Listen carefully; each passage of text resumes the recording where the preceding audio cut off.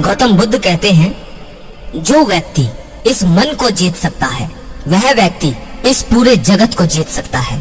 मैं आपसे एक सवाल पूछता हूँ, क्या मन को कंट्रोल करना आसान है?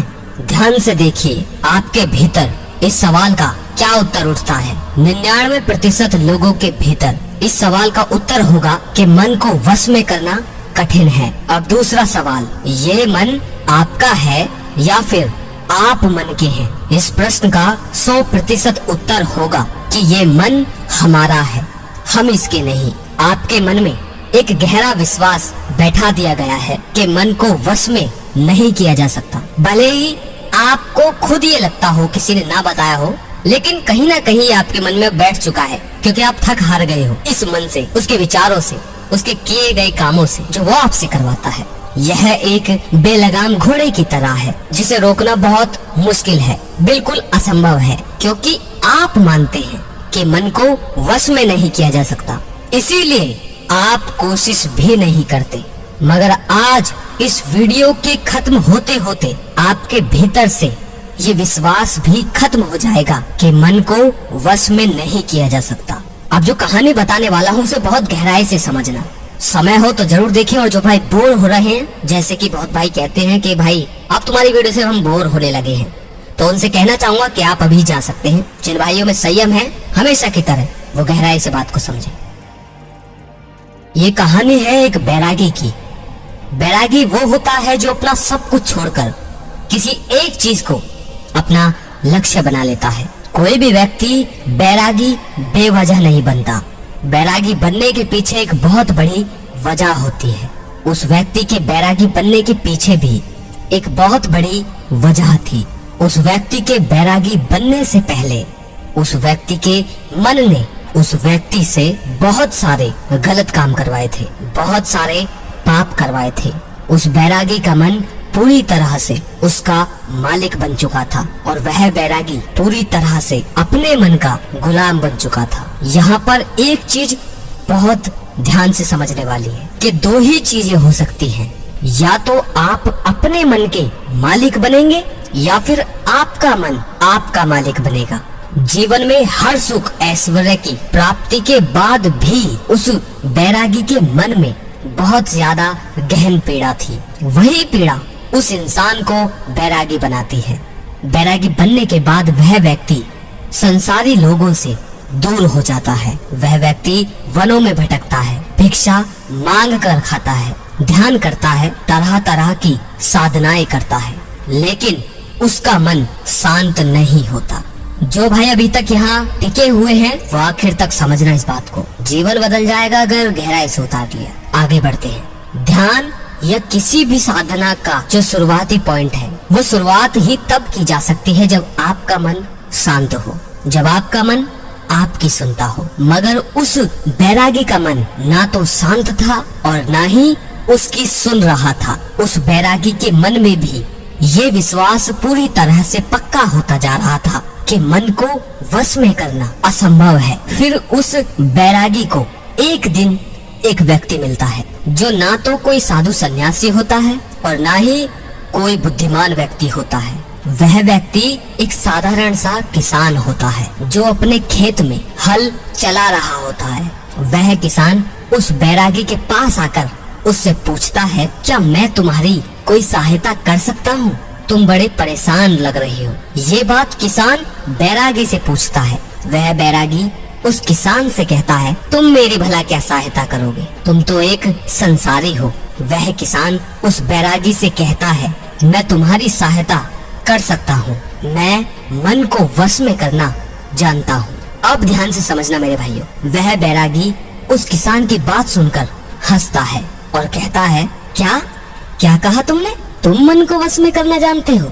मैंने अपना सब कुछ छोड़ दिया, मैं तब भी इस मन का गुलाम हूँ और तुम कह रहे हो कि तुम इसे वश में कर सकते हो। वह किसान कहता है, मन को वश में करने के लिए सब कुछ छोड़ना आवश्यक नहीं है, बस एक चीज है जिसे छोड़ना बहुत जरूरी है। वह बैरागी उस किसान से पूछता है, वह एक चीज क्या है?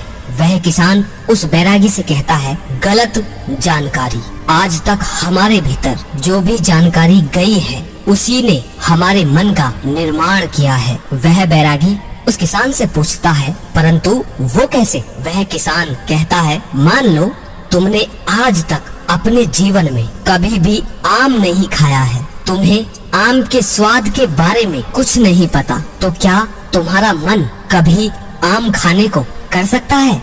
नहीं ना। इसीलिए मन का निर्माण जानकारी से होता है। वह बैरागी उस किसान की बात सुन उस किसान से कहता है, क्या आप इस विषय में मुझे और समझा सकते हैं? वह किसान उस बैरागी से कहता है, अगर तुम अपने मन को अपने वश में करना सीखना चाहते हो तो ध्यान से सुनो। वह किसान उस बैरागी से कहता है, तुम अपने मन को तभी वश में कर सकते हो जब तुम अपने मन की जड़ों को देख पाओगे।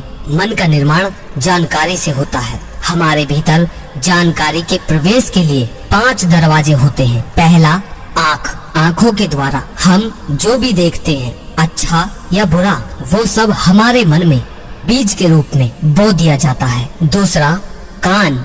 कानों के द्वारा हम जो भी सुनते हैं वो सभी हमारे मन में बीज के रूप में बो दिया जाता है। तीसरा, जीभ। जिस भी चीज का स्वाद हम एक बार ले लेते हैं वह स्वाद हमारे मन की याददाश्त में दर्ज हो जाता है। चौथा है नाक। जो भी चीज हम एक बार सूंघ लेते हैं, खुशबू या बदबू, दोनों ही हमारे मन में जमा हो जाती है। पांचवा है त्वचा। जब भी हम किसी भी चीज को एक बार स्पर्श कर लेते हैं, छू लेते हैं, वह याददाश्त हमारे मन में जमा हो जाती है।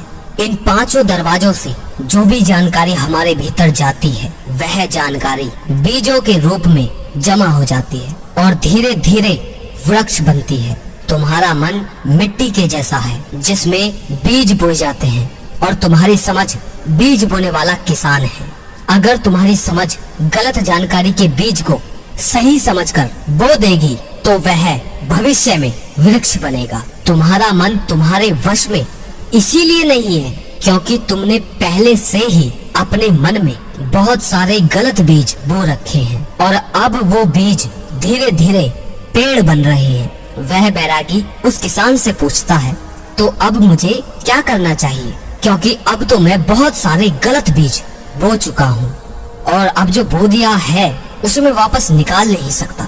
वह किसान बैरागी से कहता है, अब तक अनजाने में तुमने गलत बीज बोए थे, अब जानबूझकर सही बीज बोना शुरू करो। भीतर अगर हजारों बीज गलत है तो क्या हुआ, अब लाखों सही बीज बोने के लिए तैयार हो जाओ। पूरे दिन तुम्हें बस ये देखना है कि इन 5 द्वारों से, ये जो आपके 5 दरवाजे हैं आपके शरीर में, इनके द्वार से तुम्हारे भीतर क्या जा रहा है। जो जानकारी तुम्हारे भीतर जा रही है वह सही भी है या नहीं। वह बैरागी पूछता है, यह कब तक करना होगा? वह किसान कहता है, जीवन भर तक। जिस प्रकार तुम अपने पेट को अच्छा भोजन दोगे उसी प्रकार तुम्हें अपने दिमाग को भी अच्छा भोजन देना है। जीवन में हर दिन हर क्षण तुम्हें सिर्फ 2 विकल्प मिलेंगे। एक विकल्प तुम्हारे लिए सही होगा और दूसरा तुम्हारे लिए गलत होगा। तुम्हें सही का चुनाव करना है। याद रखना, सही को चुनते वक्त तुम्हारे भीतर पीड़ा पैदा हो सकती है, मगर वो पीड़ा कुछ देर ही रहेगी। चाहे कितनी भी पीड़ा अंदर क्यों ना हो, मगर तुम्हें हमेशा सही को ही चुनना है। जितनी बार तुम सही चुनोगे उतनी बार तुम अपने भीतर एक सही बीज बोओगे। जिस दिन तुम्हारे भीतर गलत बीजों से ज्यादा संख्या सही बीजों की होगी उस दिन तुम्हारा मन तुम्हारे वश में होगा। मगर उसके लिए आज और अभी से लगातार अपना प्रयास जारी रखना होगा। वह बैरागी उस किसान की बात समझ जाता है। क्या आप कुछ समझ पाए?